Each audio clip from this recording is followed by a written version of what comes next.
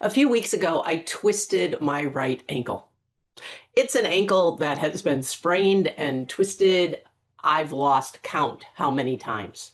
Now, this recent twist wasn't that bad, but I can tell it hasn't fully finished healing. You see, there's a history to my right ankle. It's never been as strong as it's meant to be, at least not since I was probably 6, 7 or so. That's when I learned to ice skate. Now, you have to understand, I grew up in Fairmont, Minnesota. The first house I lived in, there was a lake right in the backyard. It was Lake Sisseton. And so at winter, when the lake froze over, me and my oldest sister, my dad would sometimes help, we'd shovel the snow off of the ice, and that would be our private ice skating rink. So my two older sisters who were still at home would be out ice skating, and I finally reached the age, I'm guessing I was 7 or 8, where mom said, it's time for you to learn to ice skate. But we couldn't afford ice skates just for me. Some people learn to ice skate on those training ice skates where there's 2 blades. No, the only skates available for me to use were one of my older sister's pair of ice skates. They were used. We didn't have a lot of money. Mom probably bought them used for Dorothy. And they were fine, except for the right skate didn't have a tongue. Now, I know you never think about that. Like, why wouldn't the right skate have the tongue? You know, that thing that comes up and then you lace over it? I have no idea why, which is why I'm sure these were used skates that my mom bought and they had been passed on and passed on. And because they didn't have a tongue, that skate couldn't really support my ankle the way it's designed to. Now, my mom tried to compensate for it by wrapping my ankle in an ace wrap.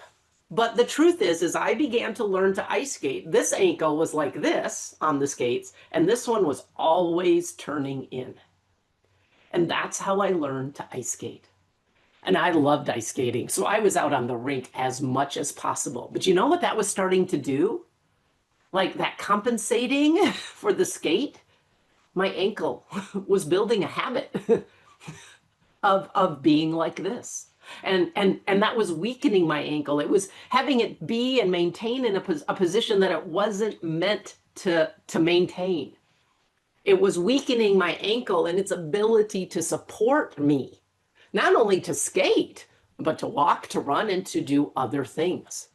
Thus, I believe my right ankle's susceptibility to twists and sprains all my life.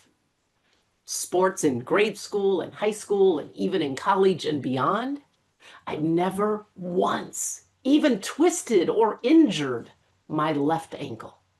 Always been my right. I got to thinking about that, remembering that recently. We were cleaning out the garage room. We call it the garage at the back end of our house, the sinking room. And my last pair of ice skates that I bought as an adult were there. I don't think they fit me anymore, but seeing them reminded me of this story. And I think it's such a powerful story that again reinforces why for us to go where we want to go with our lives and create the lives we want to, and to experience abundance and well-being and fulfillment and confidence and courage, we need to have the things underneath us that can support that. We need a stable foundation, a foundation that can hold the abundance that we long for in our lives, in our bank accounts, but especially within ourselves.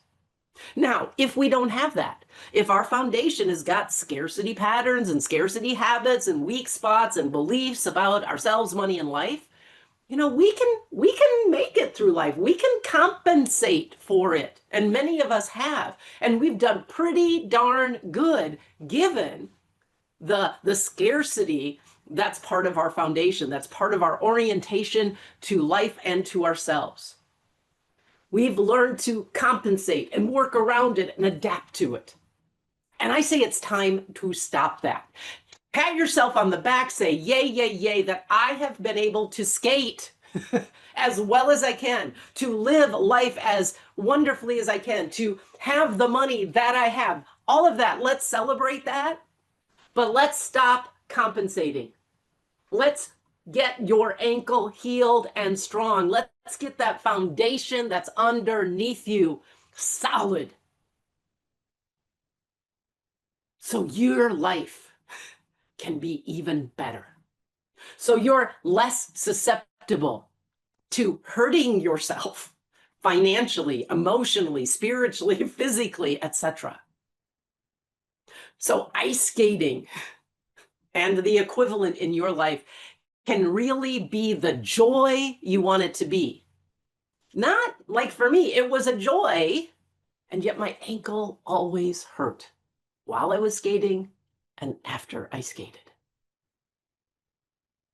I'm taking steps now to again heal my right ankle and hopefully to make it stronger than it's ever been. Trying new things, new tools, new energy processes, all new exercises. I have a renewed commitment to make my right ankle strong and healthy despite its past weaknesses.